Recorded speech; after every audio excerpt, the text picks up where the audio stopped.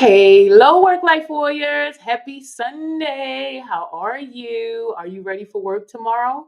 When your alarm goes off tomorrow, will you hop out of bed ready to contribute your best self to work?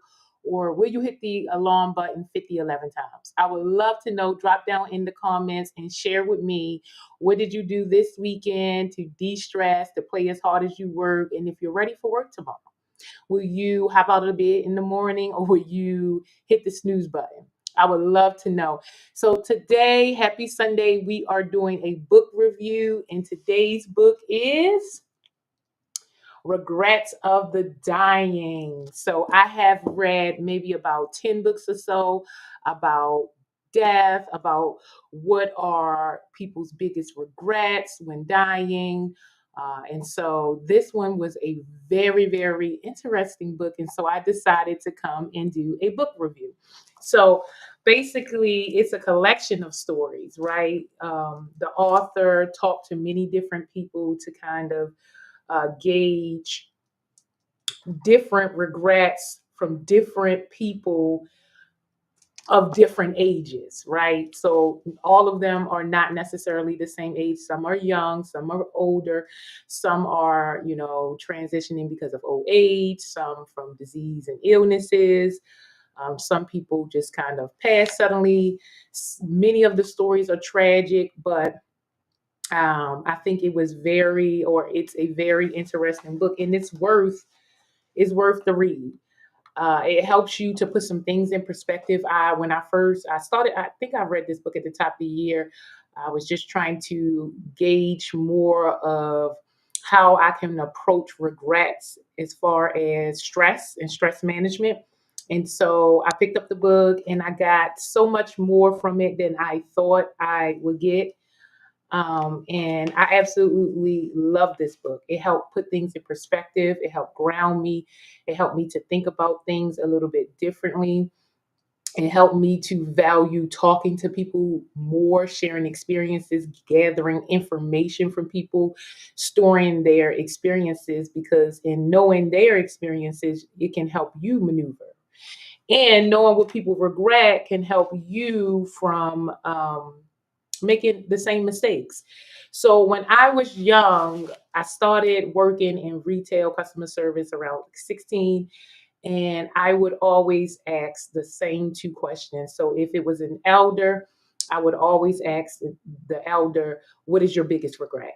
If it was a couple, an elderly couple, I would ask them, what is your secret to a healthy, lasting marriage?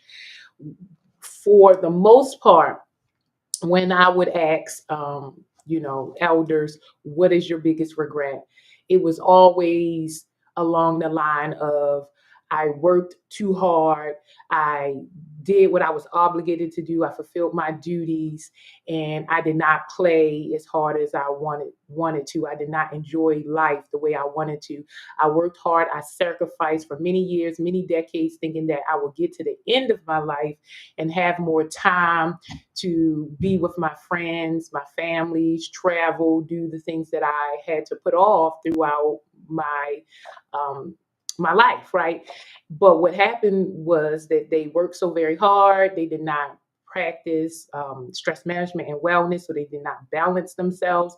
And what they did was ran their bodies, their minds, into the ground. And then emotionally, they're just worn out, they're tired, they don't have the energy that they thought they would to do the things that they wanted to do, the things that mattered most.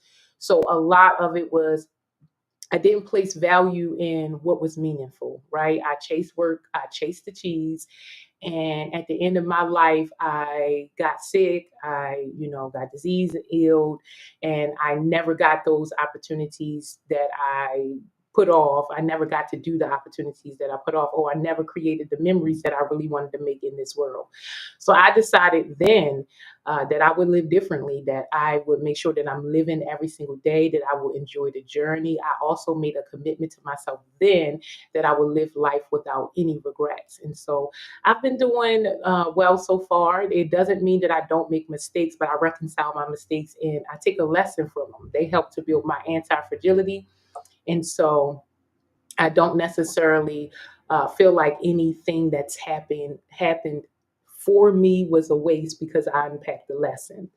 And so I, again, thoroughly enjoy the perspective of others because it helps us not to experience what we don't. We can learn vicariously through other people. We don't always have to step in it to know that it is BS, right? We can learn from others, and so that is the perspective that I decided to dedicate my life to avoiding stepping into BS and maybe living vicariously through other people, gathering information, data on what to avoid, what to do, what not to do, so I could reverse engineer my life backwards, right? So if people's biggest regrets were that they didn't spend enough time with their loved ones, doing the meaningful things that they wanted to do, creating the memories that they wanted to create, and they did not balance their health, their wellness, their well-being, I should say. They didn't practice wellness. They didn't practice stress management. They lived an unbalanced life. There was no harmony. So to reverse engineer my life, I knew that I had to practice work-life balance, and I had to enjoy the journey. So every single day, I am doing the things that I want to do, being around the people that I want to be around, and learning what I need to excel in this life. And it was one of the greatest gifts that I can give myself, which is just wisdom from elders, people who have already experienced what you're going through or have already lived life and accumulated lessons, right? Our elders have so many lessons. We don't sit down and talk to them and ask them what we need to know or what we should know. And that's exactly what we should be doing, right?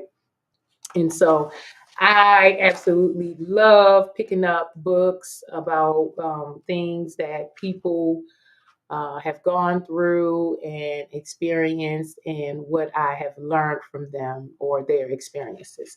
And so, one story in this book, I think it was a total of, I'll tell you, it was a total of about 12, 16, about 20, 16, 1, 2, 3, 4, 5, 6, 7, 8, 9, 10, 11, 12, 13, 14, 15, 16, 17, 18, 19, 20, 21. So it was 21 stories in here. It's split into 5 different sections. One's work, family and friends, love, hard decisions, and reflections. And of course, because I am an employee retention solution, I am going to focus on work. There was a really good story in here that I want to talk to you all about. And if I'm not mistaken, the story was putting work first, and it is admin. It's on page 27. And so we're going to go to this page and talk about this story. So why this story was the most important, admin is his name, and it's called Putting Work First. Why this story is on page 27. Why this story was the most important to me because of the type of work that I do. Stress is an emotion, and so I am in emotion work, right? That's what I do basically. And so this story really puts in perspective how people are just existing and not living, how they are surviving and not thriving, how they are working and not playing, and how delaying so many things that are valuable over a long period of time will not yield the type of life that you want. It will not improve the overall quality of your life. You have to pick the here and now to show up and to live, because you just don't know if you'll ever make it to the end and if you'll have those opportunities at the end. You have to prioritize what is valuable to you. And if work is valuable, the most valuable thing, you have to live with the consequences if people decide that the people in your life decide that your work was not more valuable than them. And so the story is about admin, and he's talking about basically land. The story is about land, and it starts with a plot of land. It was about 50 acres, and he had, and he wanted to figure out what he wanted to do with it. And so he decided that he would rent out the land, or he would turn it into rental properties to rent it out. And so he said he met a person and he decided to rent one of the lots to him, and everything was going perfectly. They didn't necessarily have a lot of things in order to guarantee the back end, which again, a big part of what I do is preventative. And so a lot of the stresses that we have can be prevented on the front end. We just don't necessarily do the preventative care, right? And so he met someone, he let him move in, and then this person wound up marrying his daughter. And this is where the story takes a turn. So now, with all of the property that he has and money, you now have this person who was just a tenant, now is a part of your personal affairs, right? And so the new husband sort of course whispering in the wife ear, who is the daughter of Edmund, trying to move in on their resources, the land, and he has his own plans for what he wants to do with someone else's land. So Edmund starts to get pushed out of his own plans, his own lot, his own family, and he doesn't understand why his wife turns against him. He doesn't understand. They've been together for such a long time. If I'm not mistaken, they've been together like 30 years or something at that point. No, 40 years at that point, and she had turned her back against him. The daughter turned her back against him. They both started siding with a new person, and he got kicked out of the arrangement and the deal. He got divorced. The wife started to believe more in her daughter's husband more than her own. So of course they divorced, and he moved out on his own. And in his reflection, he was trying to figure out what went wrong. Like, how can I dedicate myself to my family for 40 years? I worked, I gave everything of myself. He was self-made, so he made a lot of himself, or he made himself during a very like traumatic time in history. If I'm not mistaken, it was the Great Depression. Many people were going through loss. It was just not a good time history wise and financial wise. But he went out there, he made his own way financially to accumulate some wealth where he had land and money and resources. And this is where the story ends after 40 years, or not really end, but 40 years of working. And so he's trying to figure out like what happened. I gave 40 years. I worked hard. I raised a daughter. I was good to my wife. I never cheated. I never did any of these things. Why are they treating me this way? Why are they pushing me out? Why are they siding with a stranger? Right. So he can't understand what's happening, why this is happening to him. And so he starts to reminisce and think about like his life and what he prioritized and what he gave up and sacrificed in order to be self-made. So he goes through and he's thinking about his life, and he starts to think about the moments in his life. So there were moments where he had to make hard sacrifices, like finding a job or creating stability. He took on a wife, so now he has to figure out how to feed not only himself but his wife. That was very challenging. And then they had not figured out stability by the time that the daughter came along, or was the his wife got pregnant with the daughter.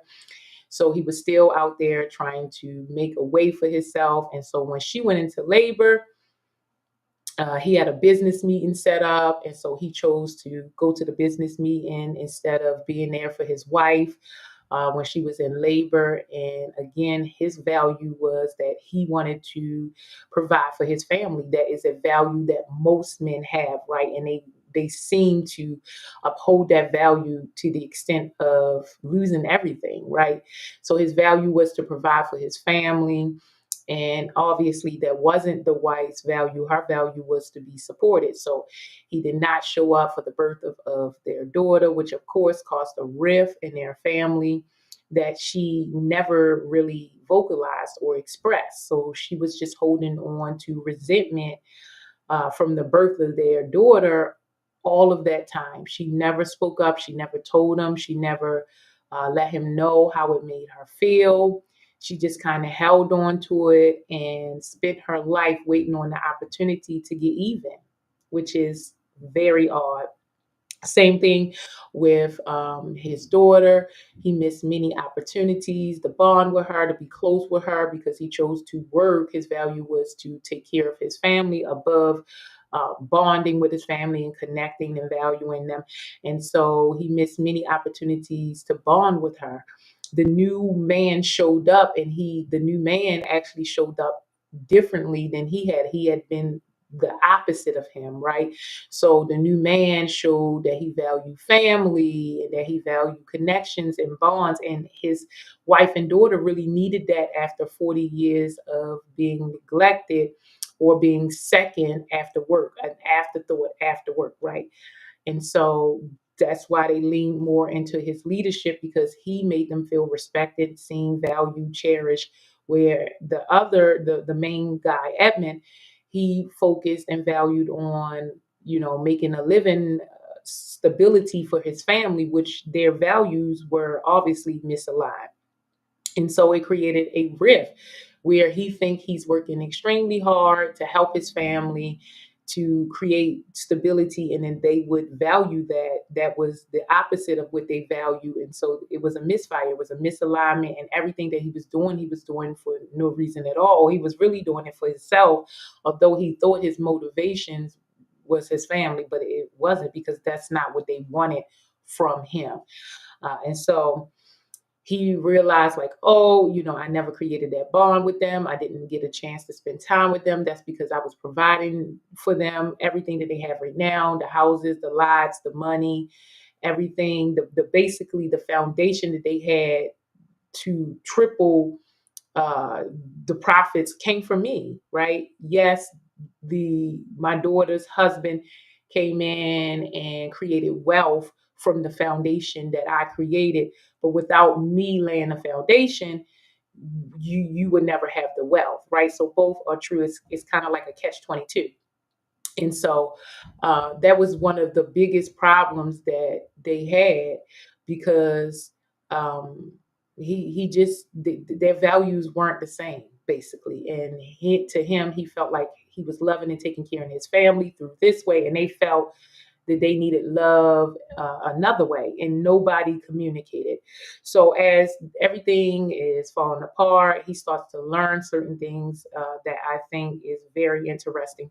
He learns that his wife, again, resented him, and that she stopped loving him a long time ago. And the only reason why that she stayed with him all of this time is because she had a sick mother, and she could not afford to take care of herself or her sick mother. So she stayed with him and did all of the things, the wifely duties, even though she resented him.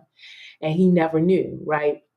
And so now that the mother transitioned, she was able to make a move and go under the leadership of her daughter's husband, because she always felt resentful from the very beginning, and she was just waiting on the opportunity to get even.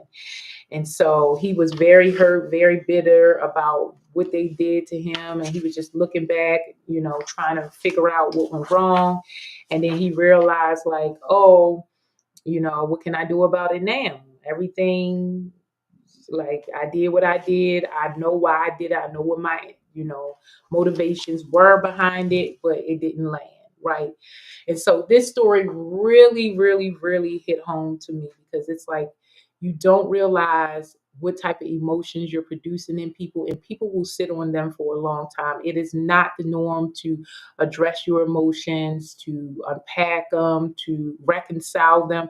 Most people do not like to feel negative emotions. They'll do anything to run away from them so they don't have to feel it. And so, if this is the case, many of us have so many unhealed trauma. We have so much going on, and we don't sit down, we don't unpack, we don't reflect, we don't journal them out, we don't heal, we don't go to therapy, and we can make poor decisions our entire life based on what we did not heal from. Or we could pretend that we are forgiving the person, but we are not. We are really just making it harder for them in many different ways, right? And so one of the things that I want to think about or I want to talk about is in your life, where are you holding on to emotional emotions or trauma or unhealed wounds, and you are showing up, or your behaviors are showing up as a reflection of that. You have not had a conversation with the person. You have not let them know how you feel about whatever it is that they've done, but you're consistently around them, punishing them for the unknown, what they don't know that they did. How many times do you have a need that you do not communicate to people? You expect for them just to read your mind. If that was a need of hers, she should have told him what her need was. And if he did not meet that need, there should have been a conversation about, you didn't meet my needs. To turn around and decide to 30 years to get even on someone, to use them, to take care of your parents because you feel some type of way, to make a mistake like that and never set a standard on, this is what I expect. This is what I think a relationship is. I need for you to show up, because that was an opportunity for them to get closer after he missed that, the birth of their daughter. They could have talked that out. They could have worked through that and figured out from now on, how do we handle things like this? How can we get closer? How can I communicate? How do I feel? But instead, people just kind of swept it under the rug and they didn't know. As far as leadership, if you are a leader, what do you do as far as making sure that you know what the people on your team, what their values are? What do they value? What are they motivated by? What do they expect from you? How do they feel seen, love, respect, value, cherished, and value? Right? We must know that as leaders, because we may be showing up, leading, and they don't enjoy our leadership, and it's causing bad feelings, negative emotions, and people are feeling resentful, and they may never show up. So on twofold, leaders, you need to know who you're managing. You need to know what their expectations are, what they value. And on the other side, you need to be able to vocalize what you don't like. Don't just go along to get along. Don't stay in bad situations looking for the opportunity to get your revenge. If it doesn't work for you, move on. Move on. Because you stood around 40 years, 30 years miserable, just because on the back end you were able to escape. You still wasted 30 years of your life around someone you didn't like, that you resented. And that's time you can't get back. When you could have just left, you could have communicated your needs if they were not met and just left. And then the other person, if you are, around people, leaders in general, if you are around people, you should understand that they have their own individual needs, wants, and things that they want to accomplish in life, dreams, goals. What are they? As a leader, you should know. So I absolutely love this book. I love that story. Please share with me in the comment if you read the book, if you read the story, what do you think about the story? If you are having any emotions behind what I just said, or you're triggered behind what I just said, it means that you probably are one of the people who need to do some self-work, some emotional healing. I would love to know how is this showing up in your life? Do you hold on to things, not to rock the boat, but then your actions are punishing the person? How's your leadership?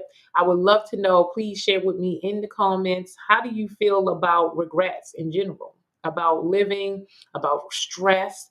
I would love to know. I would love to open this conversation. And what do you think, if you continue to just exist and not live, what will be your biggest regrets at the end? I would love to know, work life warriors. And please get out there and play the stress away. Manage your stress. It's the only way to improve the overall quality of your life. And the way that you can improve stress is by reading. It helps with your memory. It boosts your confidence. It helps with your vocabulary, your listening skills, your analytical skills. There are so many health and wellness benefits from reading.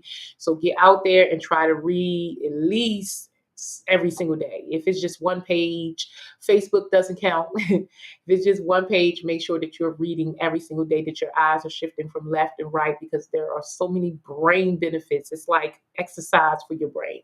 So get out there, read, accumulate the information that will help free you, help you to excel. You deserve a quality life, and it's your responsibility to do so. So I hope this helps, work life.